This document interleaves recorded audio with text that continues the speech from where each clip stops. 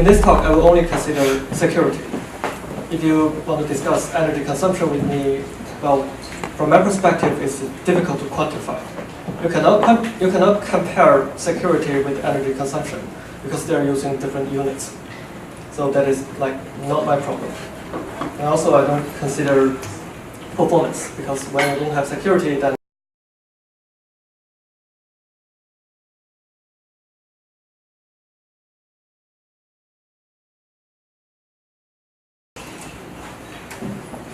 here's a protocol. It's very simple. It has some security assumptions and some security properties. The cryptographer's job is to prove that once you have these security assumptions, you can get these security properties. Seems pretty simple. Here's an even simpler example. The security assumption is one cannot break the lock by hand without a key. And the proof says the box is locked. And the security property says one cannot open the box by hand without a key. Seems very simple. But like, no system is ideal. So the actual security properties is different from the ideal security property. The ideal property perhaps sounds like one cannot open the box without a key or destroy it. So there's actually a gap between the ideal security property and the actual security property. In this example, the gap is that one can destroy the box. I don't need the key, I'll just use a hammer, open it.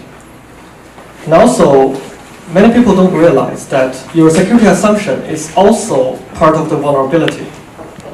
Whatever assumptions you're making, they may be broken in reality.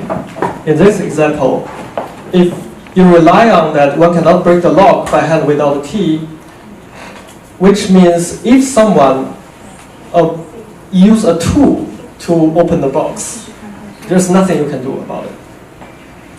So, as illustrated in this figure, the vulnerability consists of two parts. The first part is the difference between the ideal properties and the actual properties. The second part is your security assumptions. So in the future, whenever someone talks about the assumptions of our system, you should translate it into the vulnerabilities of our system.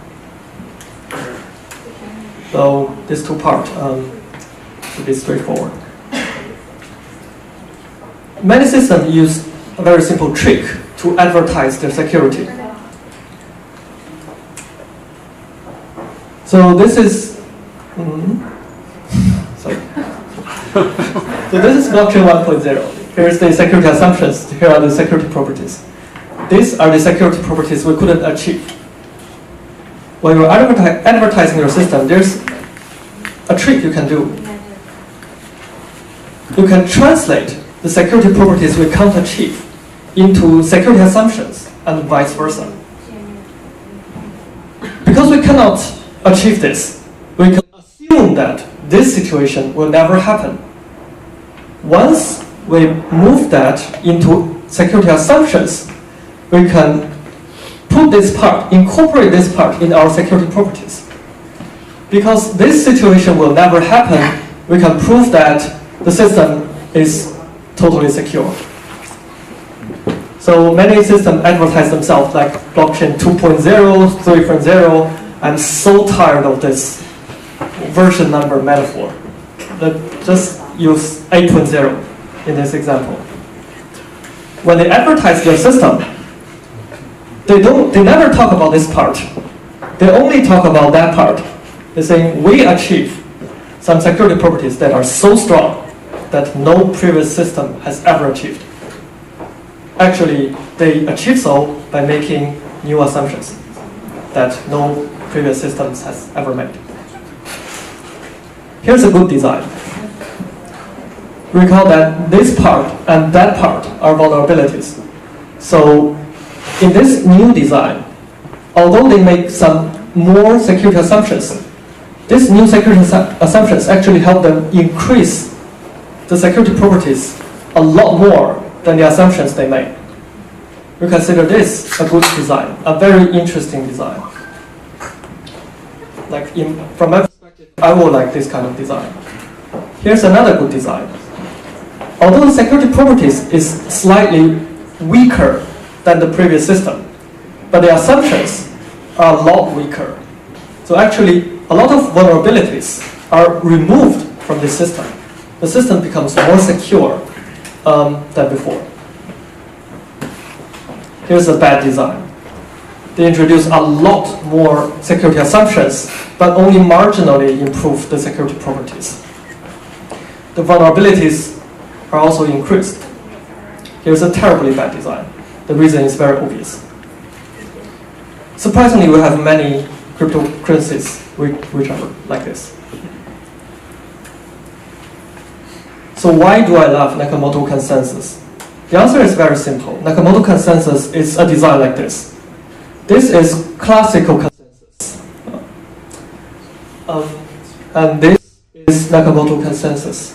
Sorry. Maybe, like, I'll try to do something about it. Is there a way we can lower the screen a little bit? Like, the bottom part is quite important to my presentation.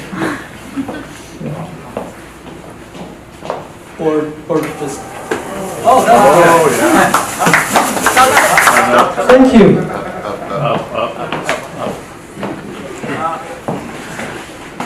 Now the top part is done. Is there...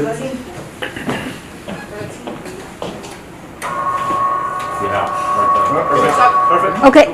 Okay. Let's keep it this way. So here's a typical proof-of-stake system. It's immediately obvious why I don't like it. Here's another proof-of-stake system. I will talk about these two kinds of proof-of-stake systems later. So here's how we map the structure of this presentation to this figure. Part 3 is I introduce some basic classical consensus algorithms. And part 4 and 5 are what's new in Nakamoto Consensus and why it's rigorous. And part 6 is about proof-of-stake systems. So if you remember this trick, because in their advertisement they can translate the security properties they didn't achieve into security assumptions. For the rest of this presentation, we no longer distinguish security assumptions and security properties we can't achieve. We consider them the same thing. So what was possible before Bitcoin? A most simple way to explain classical consensus is to remember this figure. Everyone is connected to everyone via a secure connection. To summarize it into words, the total number of participants is fixed and known by everyone. Everyone knows that there are 9 computers in this network. And everyone knows everyone. Message sent either via a secure connection. Therefore, when I receive a message, I know where it is from, or with digital signature. Digital signature is even better. It tells me the origin of a message. And it can achieve asynchronous timing assumption. Namely, the network delay can be unknown, which is really a good thing. Because in reality, you cannot be sure that the network is always synchronized. What was enabled by Bitcoin? Bitcoin is the first permissionless consensus protocol. Permissionless means 3 things. First, there's no ID. So there's no everyone knows everyone thing. Anyone can join or leave at any time he or she wants. And there's no digital signature in this system. The implication of there's no ID is that we have to broadcast all the messages. So the performance is lower than classical consensus. The second property of permissionless is late spawning, which means a latecomer who join the network after the system is already launched can directly tell which version of history is the authentic version and which version is fake. It doesn't need to contact several trusted third party or something. You can just, by looking at the different version of histories he received, and identify immediately the authentic version. The third property is not knowing the number of participants. We don't have to know how many participants are there in the system. As long as certain assumptions are fulfilled, the system works with any number of participants. However, there's a performance implication. When there's no ID and every message needs to be broadcast, ideally we want one message per block.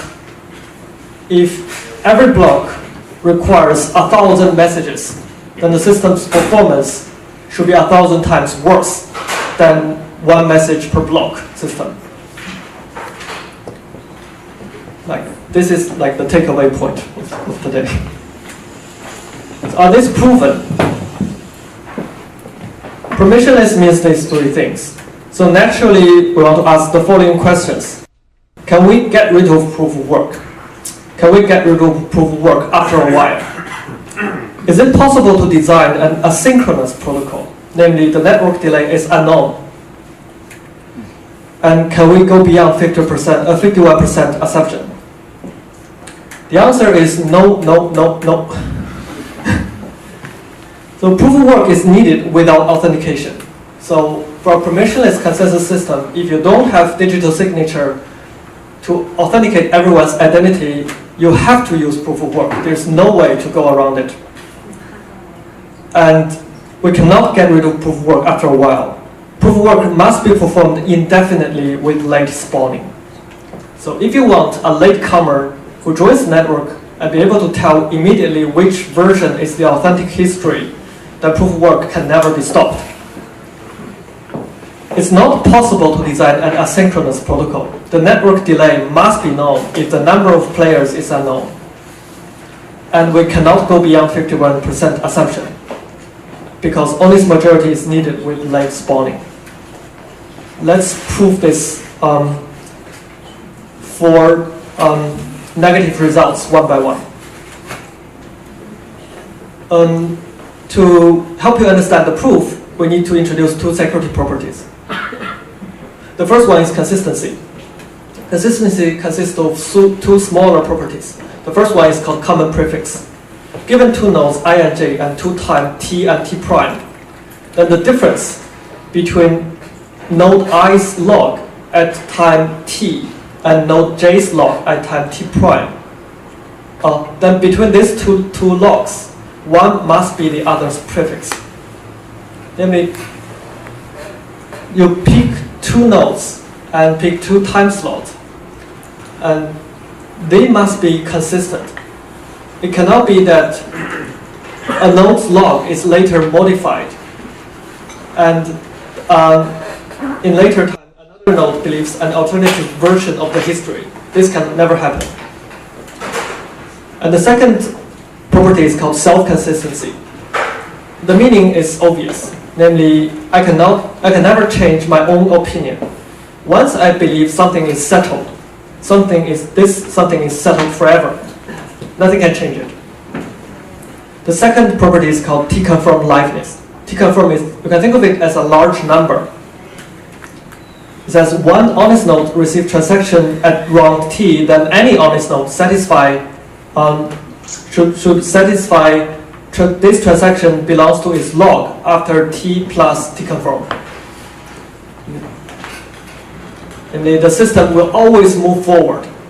As long as one node accepts a transaction, after a while, everyone will accept it. Consistency ensures something bad does not happen. And liveness ensures something good will always happen.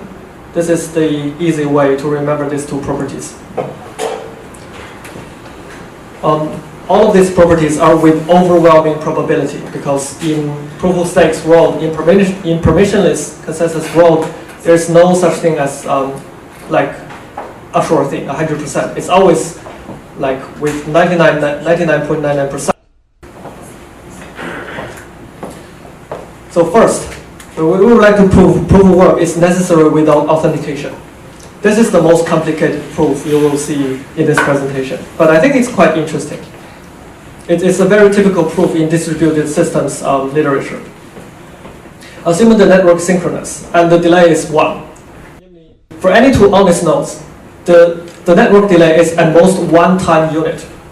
If one honest node sends a message at time t, but by the time t plus 1, all the other honest nodes will receive this message. And there are n-1 honest nodes and one attacker. Because we don't have authentication, the attacker can actually create a civil nodes, fake identities, as much as the attacker wants. And we assume that the protocol PI satisfies consistency and deconfirm liveness. We prove by, get something that proof by contradiction. And the attack goes as follows. The attacker splits the honest nodes into two supergroups of n-1 divided by 2 each. And the in-group delay is 0 and cross-group delay is 1.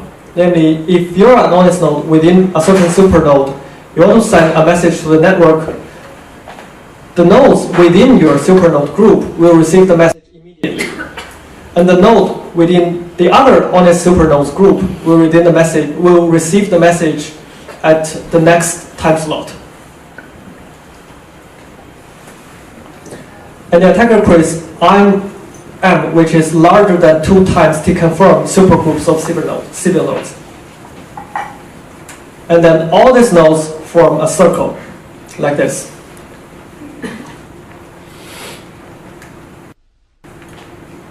Come on. So these two supernodes are the honest miners, are the honest nodes, and all the other nodes, all the other supernodes are the attacker nodes. And within this large circle, each supernode has delay 1 with its 2 neighbors, so that the virtual distance equals the delay. Note that this doesn't violate delta equals 1. When we are making the assumption that the network delay is at most 1, the assumption is actually limited to honest nodes.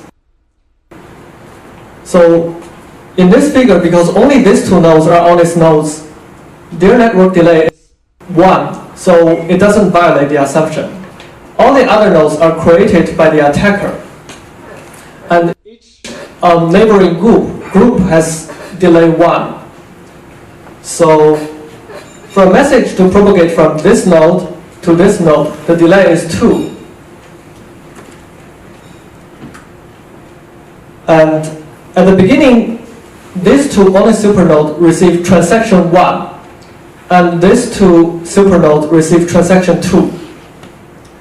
And all other nodes receive nothing. At this time, we can execute PI, our super fancy, super secure consensus protocol that makes sure consistency and deconfirm liveness. Note that PI doesn't know which supernodes are honest, as this protocol will always output the correct result.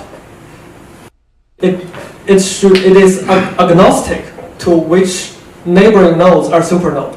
The best this protocol can know is that there are 2 neighboring supernodes are honest, but the algorithm doesn't know which 2 because of the attacker's ability. Now we can make 2 claims.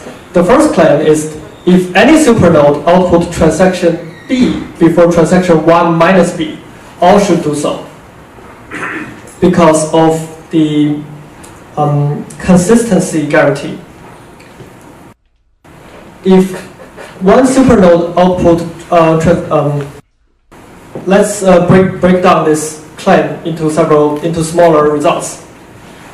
The smaller result is that if one supernode output transaction 1 before transaction 2, the neighboring supernode should also do so, because there are 2 neighboring supernodes are honest. So these 2 honest nodes should have the same results. But because the protocol doesn't know which 2 supernodes are honest nodes, so every 2 neighboring supernodes should have the same results. So these 2 supernodes have the same results. These 2 supernodes have the same results. These 2 supernodes have the same results. Eventually, we can prove that all these supernodes have the same result. Otherwise, if there is a certain supernode output transaction 1 and its neighboring supernode output transaction 2 first, it violates the consistency property. That's why if we have a super secure consensus protocol, we can have the first claim. The second claim is derived from the liveness property. Due to the liveness property, if you receive a certain transaction at time t, after t confirm, you will output this transaction in your log. Because P star and R star receive transaction 1 at the beginning, by the time t confirm, they should output transaction 1. And because R prime and P prime receive transaction 2 at the beginning, at the time t confirm, they should output transaction 2. Sorry. Now we have a contradiction. At the time t confirm, we know that P star and R star output transaction 1, and R prime and P prime output transaction 2. There is no way for these two nodes to learn transaction 2 because their virtual distance is larger than t confirm. And similarly, there's no way for these two nodes to learn transaction 1 because their virtual distance is larger than t confirm. So these two claims cannot be satisfied simultaneously. By this reduction, we can prove that without authentication, proof of work is necessary. Is that clear? That's the most complicated proof you will see today. The second claim is that proof of work must be performed indefinitely with late spawning. In this setting, the attacker can choose 1% of all the mining power. The network is synchronous. Namely, all the message will be arrived at all other nodes like immediately or within one time unit. And proof of work stops after time t. So after time t, the proof of work of the authentic blockchain will be 99% of the mining power plus time t. And the attacker continues to construct an alternative history for 101 t. Because the attacker can choose 1% of the mining power after 101 t, the attacker's alternative history contains 1% times 101 proof of work, which is larger than the 99% times t proof of work. So two histories can have the same amount of proof of work, and latecomers cannot tell which one is authentic. Because in proof of work protocols, the authentic history is defined as the version of history that is most computationally challenging to generate. That's how we prove that proof of work must be performed indefinitely with late spawning. The third, sure. In your previous proof, the one with the circle, the contradiction is only valid for this kind of topology, right? Wherein you made this circular. Had it been a clique? I'm trying to prove that a certain kind of protocol does not exist. If this protocol exists, it should fit in any topology. So in order to prove something doesn't stand, I only need to give one counterexample. Okay. Of course, you can invent some fancy topology that this protocol, there is no contradiction. But in reality, the topology, the virtual topology, is decided by the attacker. You cannot go inside the attacker's mind and say, you cannot do this. In a broadcast scenario, why would a topology be decided by the attacker? As in, a broadcast scenario could as well be like everyone's connected to everyone, right? So all honest nodes are connected to one another. So let me rephrase. You're trying to say that in reality, there's a topology where this one network delay doesn't exist. Is that correct? More than one doesn't exist. Between all nodes, there is a one network delay. No. This actually satisfies between all the honest nodes. The network delay is at most 1. These supernodes are virtual nodes in the attacker's mind. Okay. So these are not real nodes. They are civil nodes. Okay, R dash and P dash are also civil. Sorry? R dash and P dash were also civil. R dash. R dash. That's also civil. These are civil nodes. All of these are civil nodes. Okay. But the protocol doesn't know they are civil nodes. Okay. If the protocol can satisfy certain security properties, because these nodes are indistinguishable from each other, these fancy properties should be satisfied between each two pair of these supergroups. So this is the reduction proof is not very easy to understand at the beginning. It's like putting something in a black box. If you satisfy this property, then the black box can be constructed by the attacker. If you have a fancy tool, the attacker can utilize this black box to do some unimaginable things. And because this unimaginable thing is impossible, this black box doesn't exist. That's how a reduction proof usually works. It's a little abstract.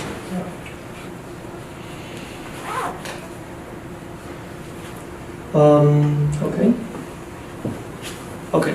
The third one. Honest majority is needed with late spawning.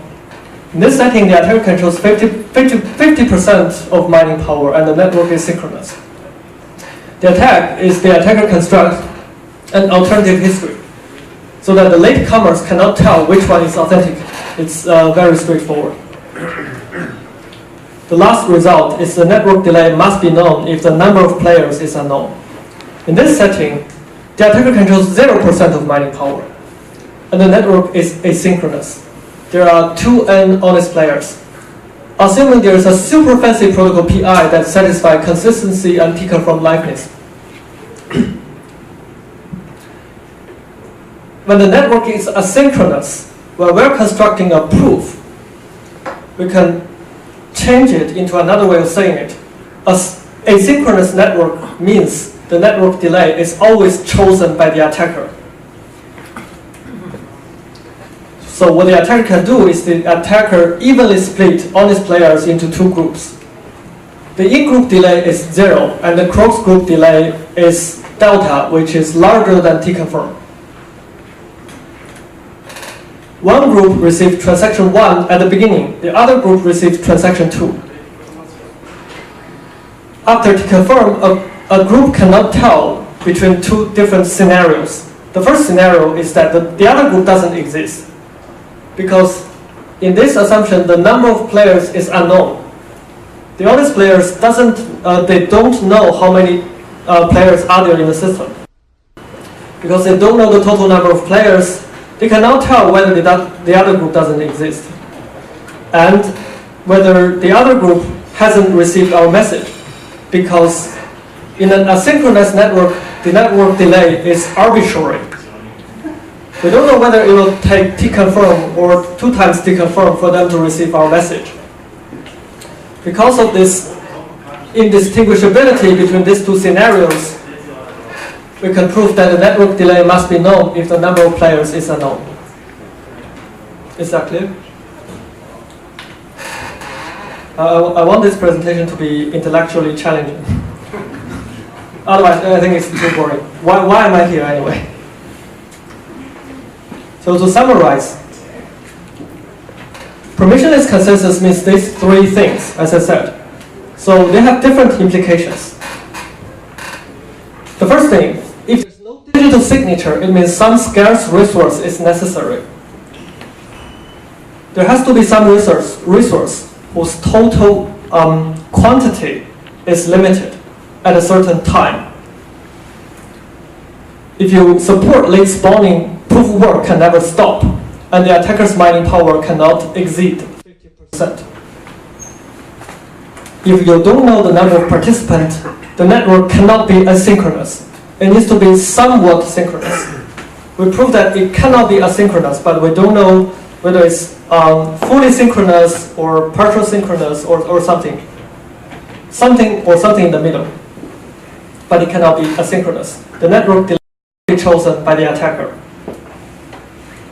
So how does proof of stake fit into this picture? First 2 properties of permissionless system. no digital signature means some scarce resource is necessary. Proof-of-stake in proof-of-stake system, the money itself, the cryptocurrency, is the scarce resource. And you have that the total number of this scarce resource is limited. Okay, cool. We achieved the first property.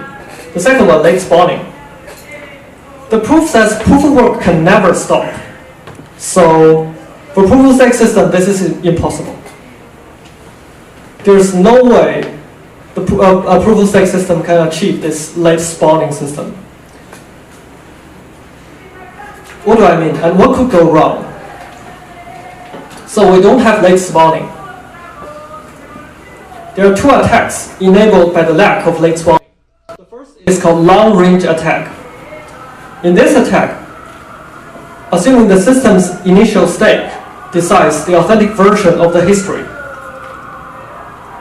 the attacker can just purchase all the cryptographic keys of this initial state. And at a later later time, the attacker generates an alternative version of the history.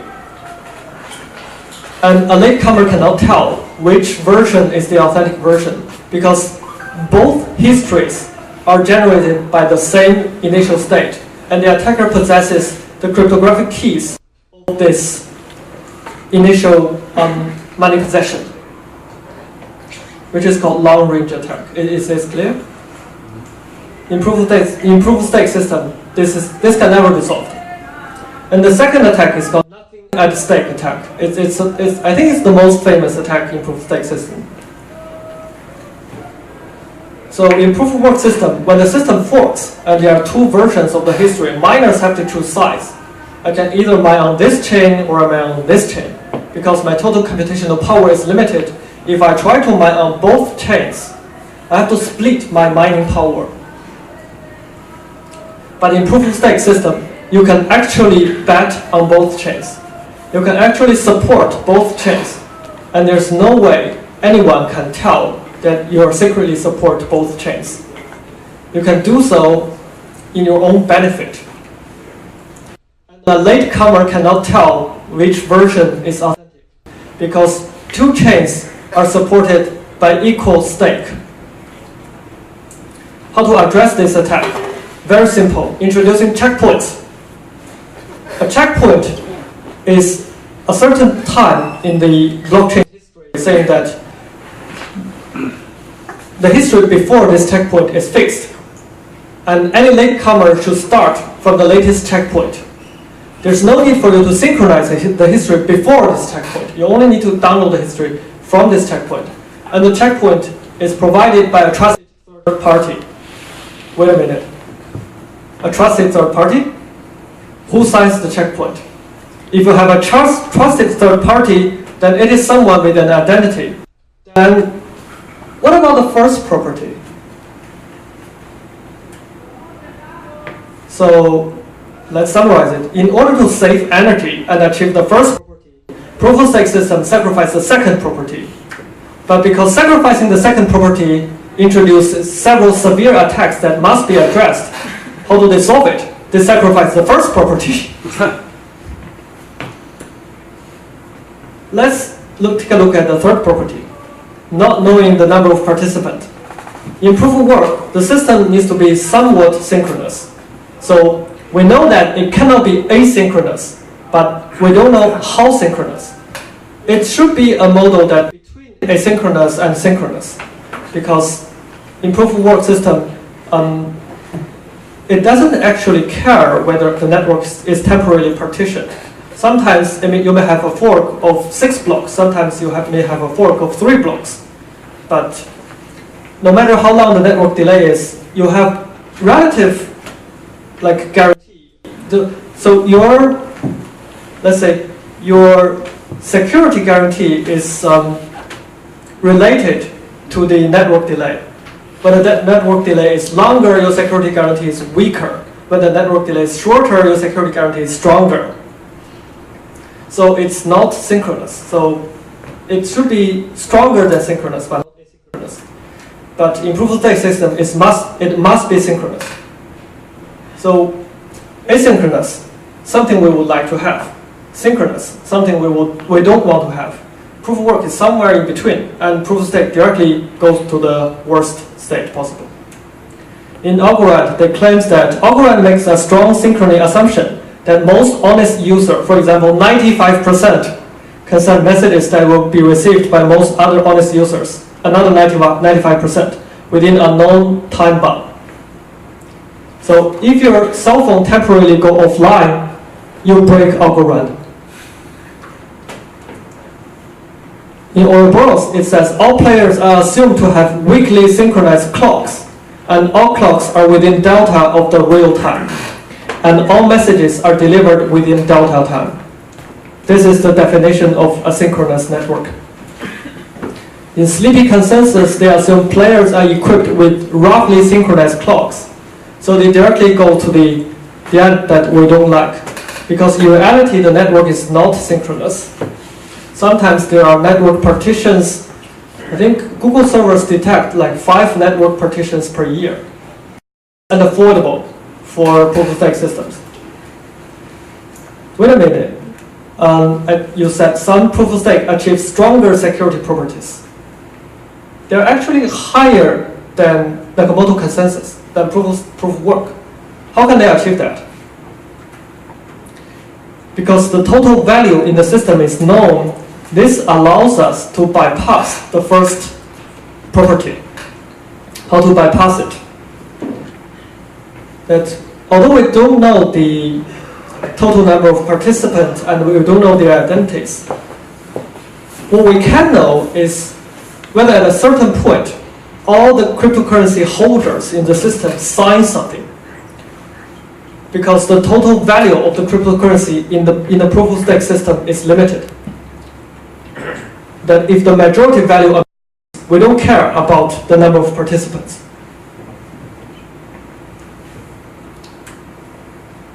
But the problem is, how do we know they agree? To know they agree, then everyone must be always online, which is a security assumption. And every block must be signed by thousands of nodes, which has very strong negative performance implications. In proof of work system, 1 message per block. In proof of stake system, 1,000 messages per block. Which one is faster? There are more dilemmas in proof of stake system they cannot solve. I think this slide is also very interesting. It actually manages to organize proof of stake, the attacks against proof of stake system in a structured way, so that you know that, at least from my perspective, I don't believe there will be a proof of stake system that can bypass all these attacks. There are 2 kinds of proof of stake system. In the first kind, the block content decides the block producer.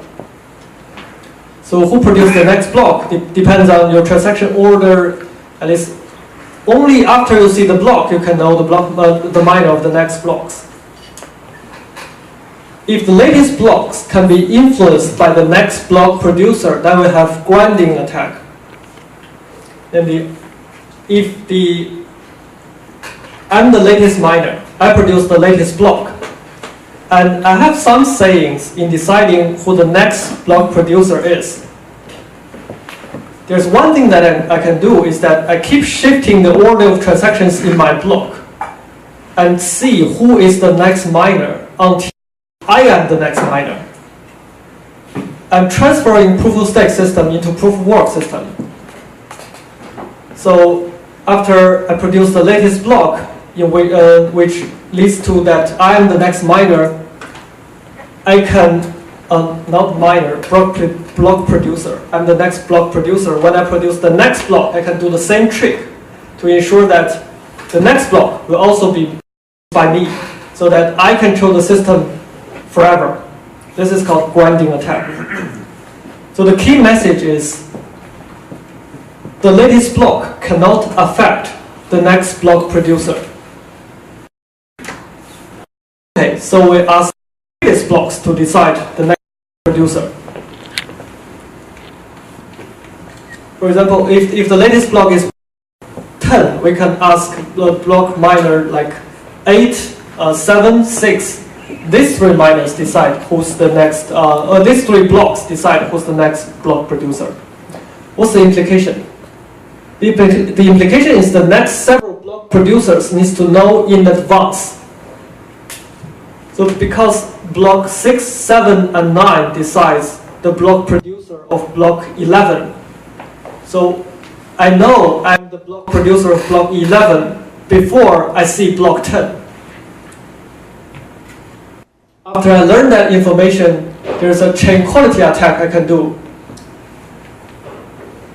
which is because I can know which block can be produced by myself in advance. I can choose a time window when this kind of events happens. That the event is there is a window when there will be 6 consecutive blocks. All of them is produced by me. Because I can know I'm the block producer in advance, I can calculate that at a certain time, I will be extremely lucky to have 6 blocks in a row. At that time, there's something I can do. I can do double spending. I can produce 2 different versions of the 6 blocks and reverse confirm transactions. So, because you cannot, if the block content decides the block producer, you cannot get around these 2 attacks. Then how about otherwise? We do not use the block content to decide the block producer. We use the stakes, or we use a deterministic mechanism to decide the block producer. If we use the stake, then again we encounter undetectable nothing at stake attack. Because I can always bet on both chains when the blockchain forks. Why is it undetectable? Because I can split my stakes into like 1 million smaller stakes, and I use like 500,000 to bet on one chain, and the other 500,000 to bet on another chain. Because these two, these 2 different sets, their joint set is empty. There's no way anyone can see that I'm the one behind all these 1 million tiny accounts. That's why it is undetectable.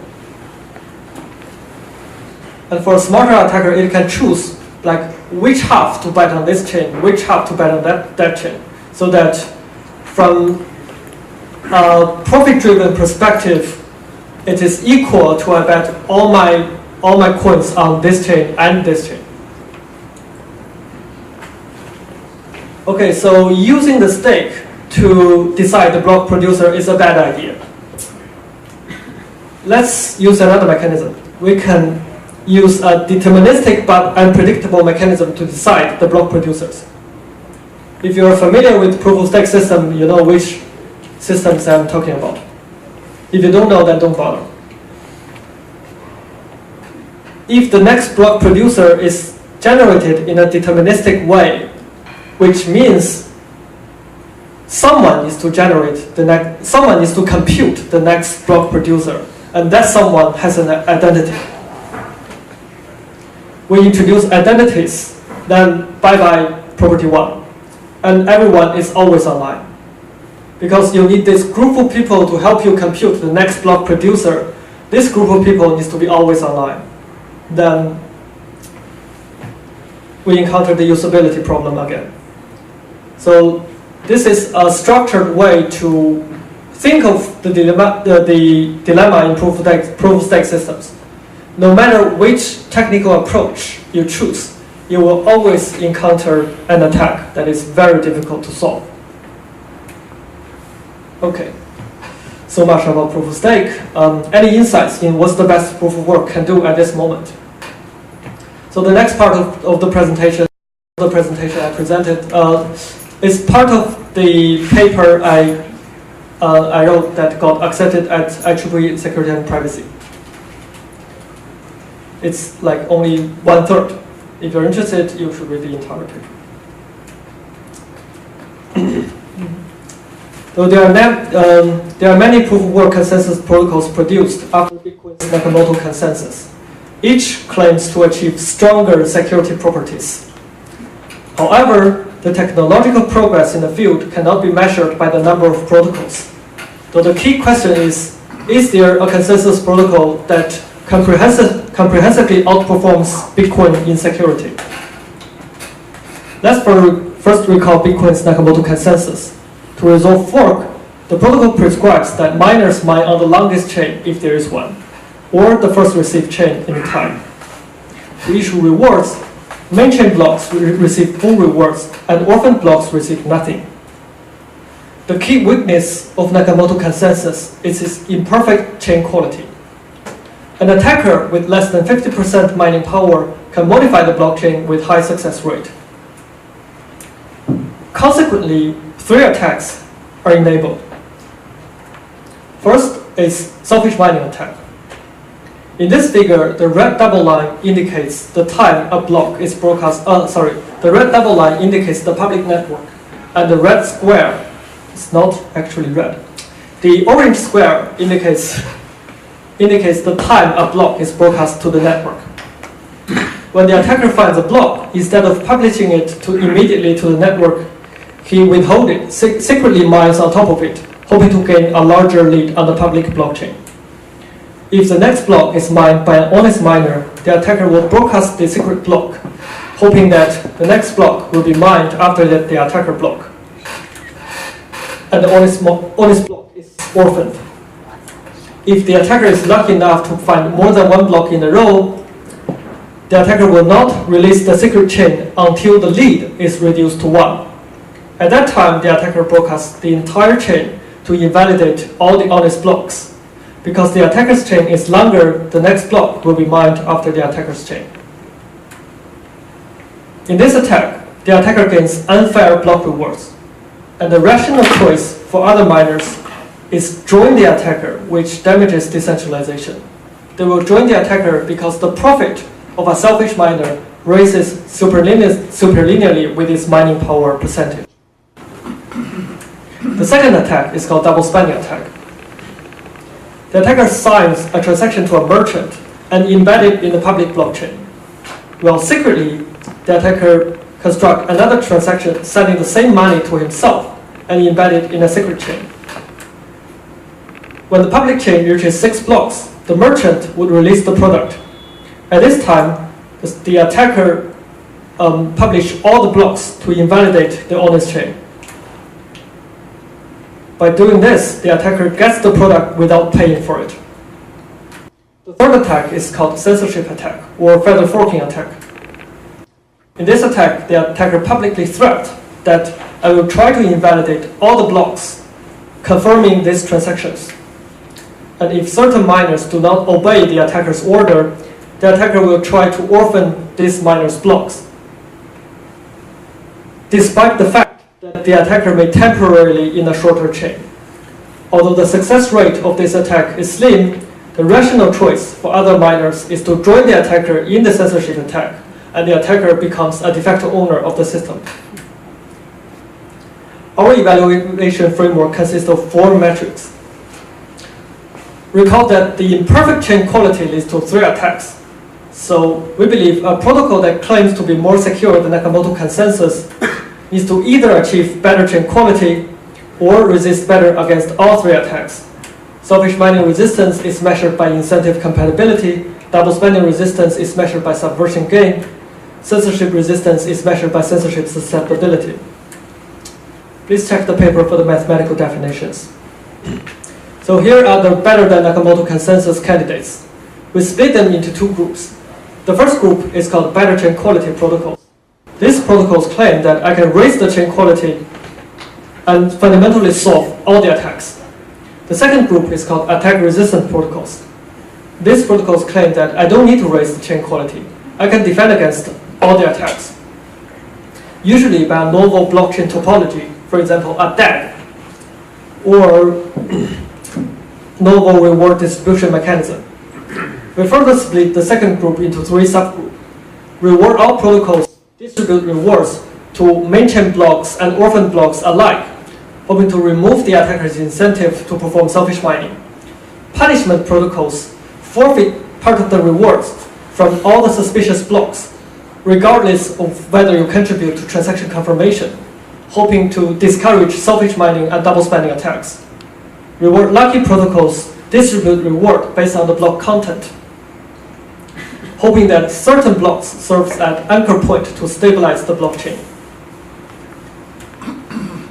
So here are the simplified results. As you can see from this table, there is no protocol that comprehensively outperforms Nakamoto Consensus. Better chain quality protocols can only raise chain quality in certain attacker settings. None of them can raise the chain quality in all the settings. And attack resistance protocols usually sacrifice one attack resistance. We discover a series of protocol-specific attacks and several insights on why these protocols fail to achieve their security claims. If you're interested, you can read the paper. For the rest of this presentation, I will talk about these two protocols to give you very intuitive example of what happens here. So here are two better chain quality protocols. The first is called smallest hash tie breaking. This protocol prescribes that when there is a fork and there are two competing blocks, we don't care which block is broadcast first to the network. Namely, we throw away the first received rule and compare the hash of these two blocks. We break the tie with the smallest hash, regardless of which one is received first. For these two blocks, whoever's hash is smaller will be mined by all of the miners. The second protocol is called unpredictable deterministic tie breaking, which says we compare the two chain tips and break the tie with a deterministic pseudo-random function, regardless of which one is received first. So maybe this deterministic pseudo-random function is a little scary. It's a cryptographic word. Just think of it as it is unpredictable. So before the attacker sees this block, the attacker doesn't know whether he can win the block race with more than 50% possibility. For the control group, we use Nakamoto Consensus and gamma equals 0.5, which means gamma equals 0.5 means that we use first received tie breaking, and when two chains are broadcast simultaneously, we choose randomly. 0.5 means randomly in this context. So what are the results? Nakamoto Consensus is better than both of these protocols. Why? So in this situation, the honest miner has two blocks and the attacker has only one block. The attacker is falling behind. In Nakamoto Consensus, the attacker will give up because it's highly unlikely that I can find two blocks in a row before the honest miner finds one. If I'm falling behind, it's better for me to give up, even if I find the next block, because this honest block is already broadcast to the network. My next block will not be the first received block. Nobody will mine on my next block. I have to find two blocks in a row in order for anybody to mine on my chain.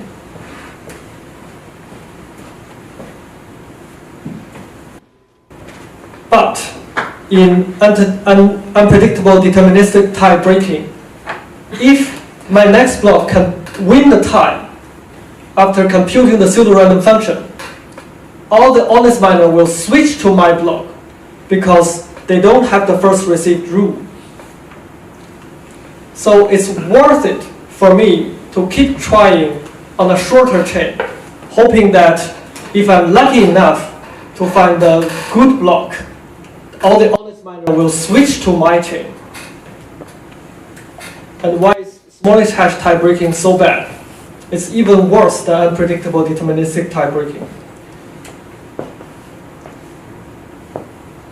In smallest hash tie breaking, the attacker can see the hash of his own block. If by any chance it discovers that the hash of my block is the smallest 1%, which means with 99% possibility, no matter what, with 99% possibility, if the next block is mined by an honest miner, I can win the block race because my hash is really small.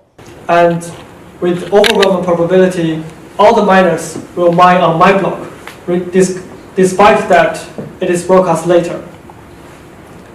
However, if the attacker is not very lucky, it's only within the smallest 40%, the attacker can choose to broadcast the block immediately and mine honestly. So what's the implication of this kind of behavior? This actually allows the attacker to fine-tune the attack. The attacker can choose wisely on when to attack and when not to attack, which gives the attacker more information to gamble the system only when the odds are in favor. If there's a casino, you can choose. You can see whether you can win the next game, and you only play the game when you win. You can expect the total income for the gambler will be very high.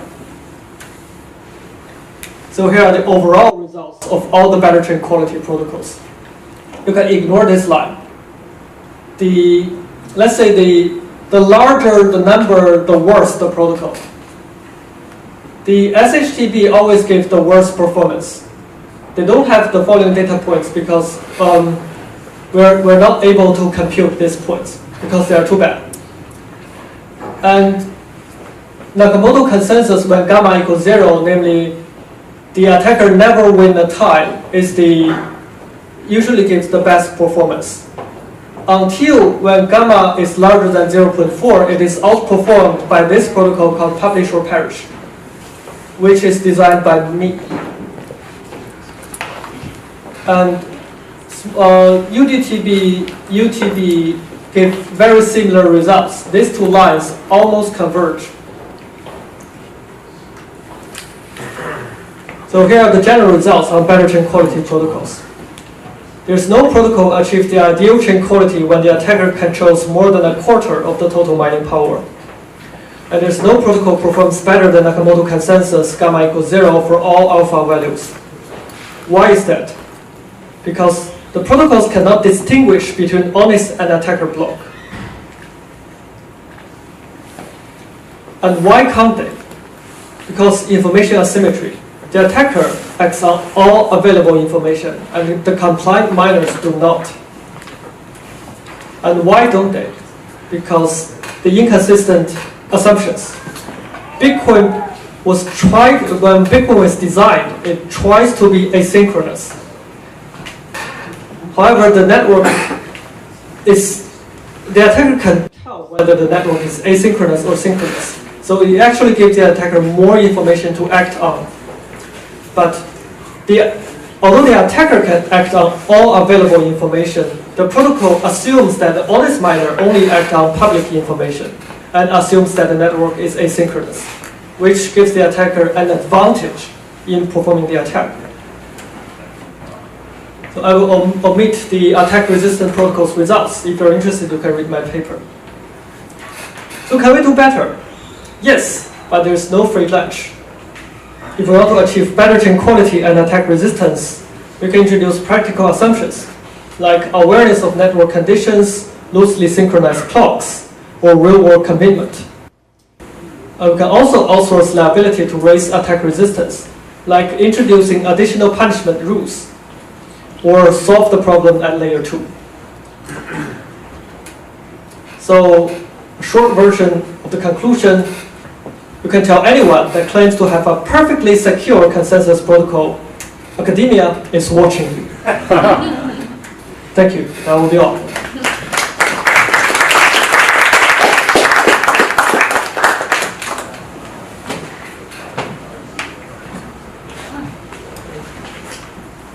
So we are open the Q&A to floor. Anyone have any questions? Can you elaborate more on the permissionless on the proof of stake side of the area? I'm not too familiar with that. What you mean by the permissionless and contradicting the first point? The first point is The first point is not contradicted. So let me try to find it. Okay, slide.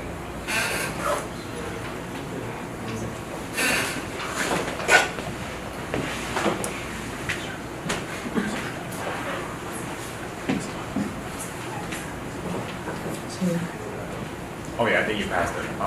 Going up. There you go. There, yeah, there you go. Yeah, point one. So actually, proof of stake can achieve the first point. Okay. But the problem is they cannot achieve the second point. Right. So in order to, but because they cannot achieve the second point, which leads to several severe attacks they have to fix. In order to fix these attacks, they violate the first point. So, assuming that they completely abandon late spawning, so there's no latecomers in the system. When we start in the system, so nobody can join the protocol. It's still a permissionless system, and we can preserve the first property. Because they want newcomers to be able to purchase their cryptocurrencies and participate in the consensus protocol, that creates a problem.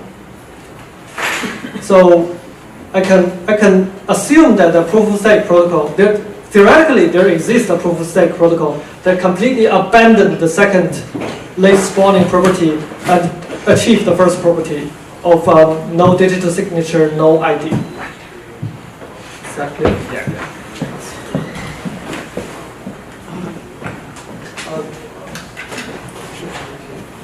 Did I pick anyone? Actually, mine's on this slide too. Do you find those two attacks to be practical outside of academia anyways? Both of those attacks seem to be to no risk, to me, practically speaking. I think nothing at stake attack is very real. So I can do that. So you could not do the first one, I would argue, and the second one. Long range attack is but the problem is that all proof of stake protocols claim they are provable secure, but their proof cannot eliminate the first one. If you claim that you're provable secure, you need to introduce new assumptions that whoever starts the system will never lose their cryptographic keys, which is not true because in reality you can purchase these cryptographic keys not that hard because once they spend this money, there's no use for them to keep these keys. You cannot ask everyone to protect their spent keys, right?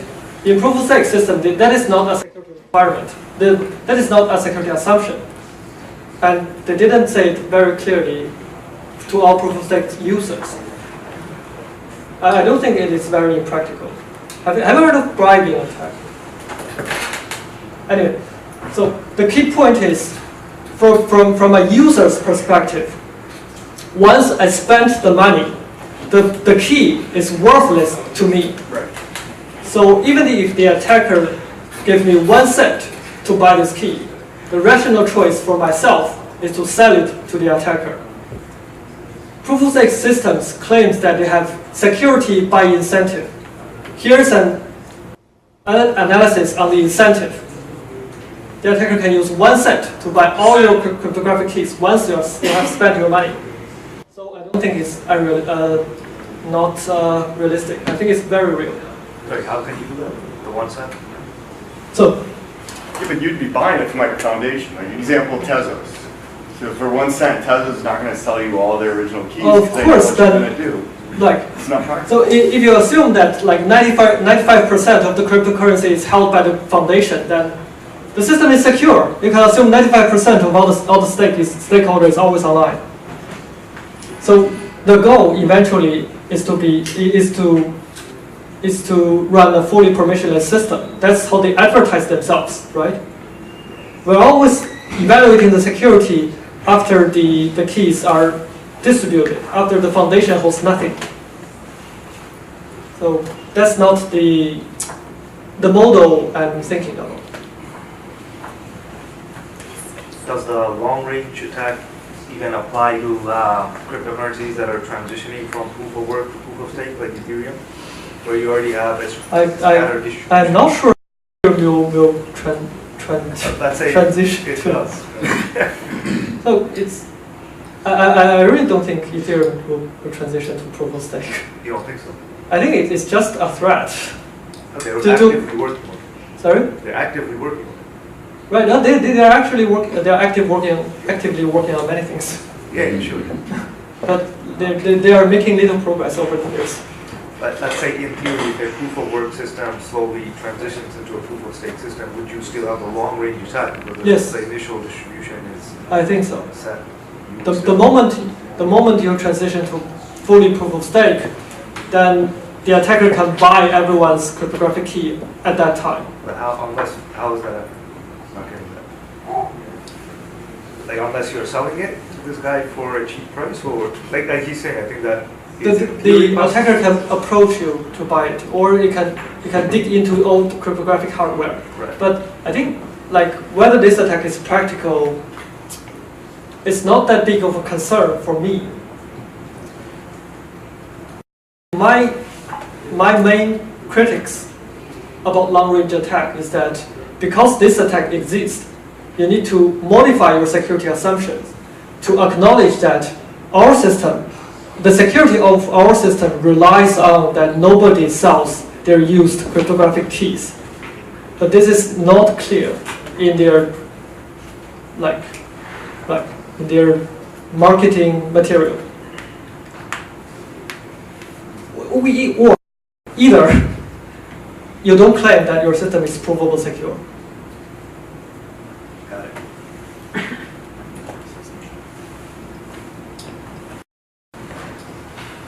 Just real quick, is the problem with the second one that you can have like infinite forks and everybody just keeps staking the coins that they have from every new fork that gets created? It's like you never can have like one chain, you know? Yes, that's basically the idea. But Which is bad for users because which chain to choose? It's a little tricky, so you cannot bet all your coins on both chains, because if you do that, you will be discovered, you will be caught. Okay. And then somebody can provide cryptographic proof on one chain to another and slash all your money. So the tricky part of this attack is actually you split your money into a lot of small units, and you try for this tiny unit. It's more profitable to bet on this chain, or more profitable to bet on that chain. For every small unit, you bet on that is more profitable, so that different units are bet on different chains. In that way, nobody can catch you. It's like undetectable, nothing at stake attack. And there's no way to prevent it because it's undetectable.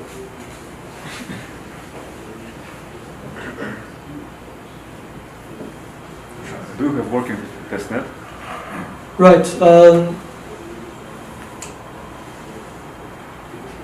Nervo's testnet is launched a few days ago. The consensus protocol is designed by me because I like Bitcoin's Nakamoto Consensus a lot. The consensus protocol is actually a variant of Nakamoto Consensus. Better performance. Which performance? I'm pushing the developer to tell me the numbers. Okay. But it will not be 1,000. 1,000 is ridiculous. Ridiculously slow or ridiculously fast? Ridiculously fast. Because, like, I like the saying that Bitcoin is not a distributed system. It's actually a distributed storage. It's actually a replicated storage. Traditionally, distributed storage means that the data is different part of the data is stored at different nodes. But in Bitcoin, all the data is stored by all the nodes. So the more nodes the system has, the lower the system gets. In order to make sure that the system is distributed enough, it cannot be too fast. So in other words, like the throughput of the system is decided by the slowest public node, or the bar of the slowest public node, because you want this node to be able to catch up. The throughput cannot be too high. from a protocol designer's perspective, what you can optimize is that to make sure your consensus protocol consumes as little bandwidth as possible. You want to avoid all these signatures to certify witness on your block. You want to make sure one message per block, so that you leave most of this slowest node bandwidth to synchronize transactions. That is how you optimize the performance. If you want the performance to be further optimized, you use layer 2 protocols. I'm not optimistic about sharding and DAG protocols. They each have their problems. I think they introduce complexity, very little performance gain. And how many nodes support ML? I have no idea. I should check. Writing and like collecting experimental results. So I didn't look at the actual number. I will look at it. So the number, the system parameters, but the main design is already fixed.